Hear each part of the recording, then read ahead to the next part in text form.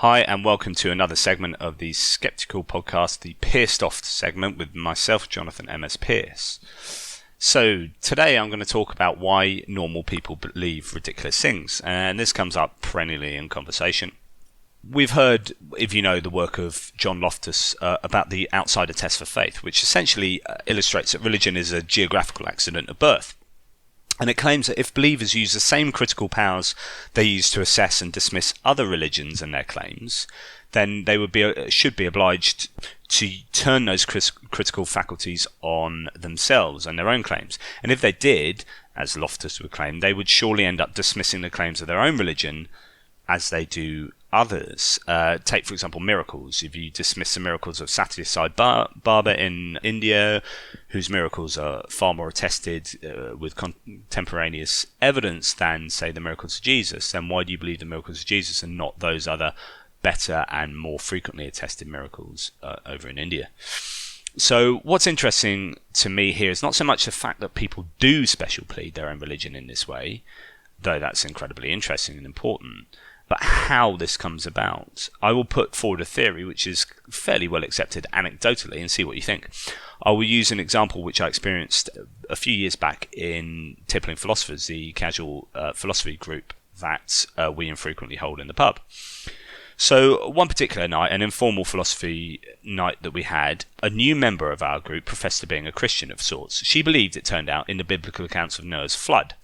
Now, before I continue, I'm going to look at Noah's flood critically in order to show that it can be easily dismissed with the sort of fairly average critical abilities we use every day to assess and delineate the ridiculous from the plausible. So 1. Omni-God did it because we are a sinful world. We are still sinful and therefore it didn't work. Number 2. The account is a reworking of the tablet 11 of the Epic of Gilgamesh, written some 1,000 years before the Bible, and some verses are verbatim or close to. 3. If the deluge destroyed all, why do we have the writings and journals of people before, during and after the deluge? 4. There is an internal contradiction from the spliced accounts. Is it 2 or is it 7 of each animal? 5. 8 people looking after the world's biggest zoo is patently ridiculous. 6. The ark is physically bigger than a wooden vessel can physically be made, apparently by about 50%. 7. Clearly the gathering of all the animals in the world is impossible. Microorganisms, polar bears, penguins, condors, glowworms. I mean, how the hell did they get there? 8. The ark's reported dimensions would be considerably larger if it were to fit all the animals claimed. 9. The population of 8 could not rebound in the fashion claimed. It's simply not possible within that time frame. 10. Rainfall would have to be 6 inches per minute. Again, that's not possible. Category 5 hurricane gives you 6 inches per hour, and that's impossible to sustain over 40 days anyway. 11. The weight of all the water would have disastrous consequences on the Earth's crust, emitting noxious gases and eruptions leading to potentially a boiling sea. In all probability, it would have imploded. The Earth's crust would have imploded in some way. 12. There's no geological evidence for any of this. 13. There are reefs that have been undisturbed in the world for 100,000 years.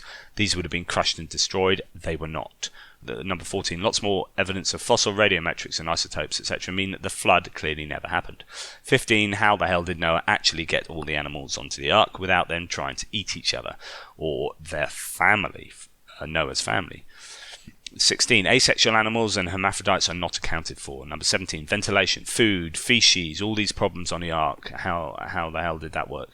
18. Carnivores. Again, all the animals would have eaten each other, as I said, but how would they have been fed? Right. So if you did have carnivores on board, what are you feeding them with over all that time period? 19. DNA pool. There's no trace through DNA analysis. We know we came from Africa and all that kind of stuff. Number 20. All sea fish would have died from the influx of fresh water. 21. All plants that do not rely on the seeds of Noah to survive would die. There are many plants that reproduce in many ways other than seeds. 22. Explaining it away as a local flood is contradictory to Genesis and would also not kill all the humans who were so evil. Liquids find their own level, and so a local flood of that magnitude and description is physically impossible. It just would have drained away into lower lying areas. I could go on, there's a list as long as my arm. You get the idea. So we have a situation where at least some, possibly many Christians believe the flood myth to be factually true. Why is this? Why and how do they fall short of fulfilling the outsider test for faith? The arguments here are hardly incredibly in-depth or out of reach to the average individual.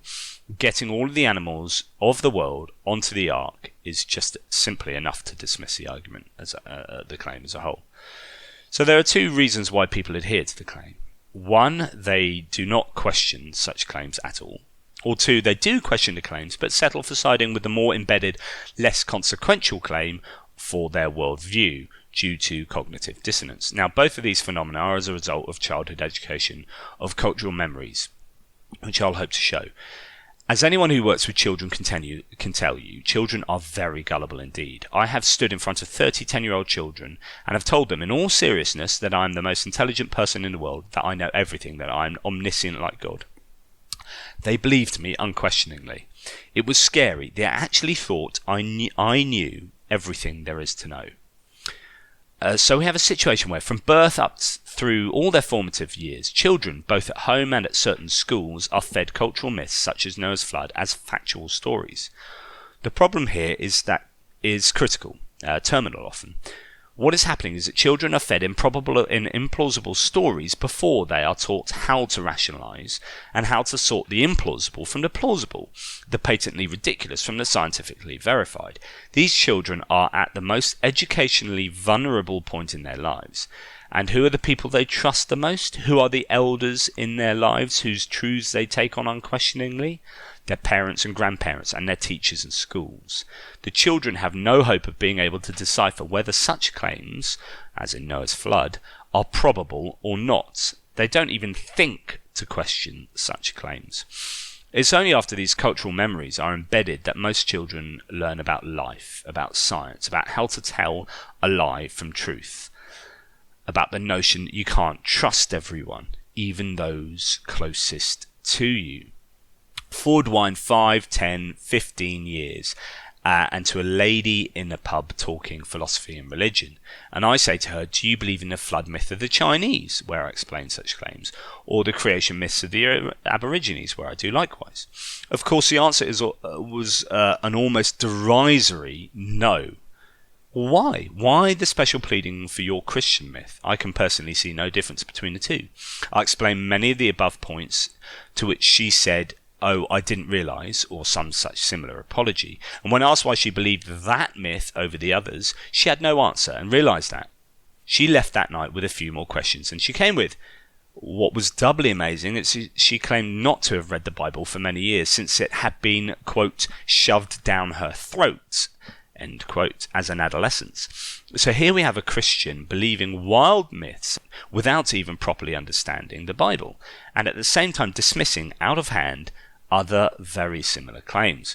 Now the point is that people often don't question received stories told as fact from their childhood. They use the future critical faculties they pick up on other religions, but as the OTF argument goes, they do not apply them to their own embedded, culturally inherited stories. These myths, whether Noah, the 10 plagues, the Genesis creation, the Tower of Babel, or Matthew 27, bypass the vetting process by point of fact of being embedded before the process was learned. It is like a computer with viruses, which eventually gets a virus scanner, but the virus scanner can only pick up new viruses which come into the system, rather than already existing ones. Those pre-existing viruses last the life of the computer unless it has a motherboard breakdown, goes to the shop and gets refitted with new decent software. In short, it has a midlife crisis. The second option is also prevalent. Many Christians do learn to be critical and do apply the vetting process to their embedded learning. However, cognitive dissonance means that the disharmony of having an embedded story and associated worldview with also having evidence against both of these triggers procedures in the mind which seek to harmonize these conflicting beliefs. What happens, of course, as we all know, is that the stronger, more desired belief wins out, not on account of the strength of the evidence, mind you, but on account of the desire for it to be true. The theist ends up discounting the evidence out of hand, or creating wildly ad hoc reasons as to how the evidence can fit with the so-called biblical facts. I have been involved in such discussions with theists who offer the most incredible harmonizations and reasons as to how the flood myth could be true. All they do is destroy their epistemological credibility whilst producing some of the most amusing mental contortions known to intelligent man. Obviously, there are difficult questions for the theists who actually discount such myths as symbolic or similar. It is a potentially slippery slope as to discerning what is myth, what is allegory, and what actually happened in the Bible. This childhood indoctrination, since that is what it is, a theist might respond, is merely a genetic fallacy. By knowing how something comes about, it does not necessarily discount its truth value. No, not necessarily, but it does illustrate double standards, and it does illustrate how the case for the historicity of such accounts is built on very shaky cognitive foundations. And it does tell us why normal people believe ridiculous things. As ever, question everything. Drop by my blog, and it would be good to have you there.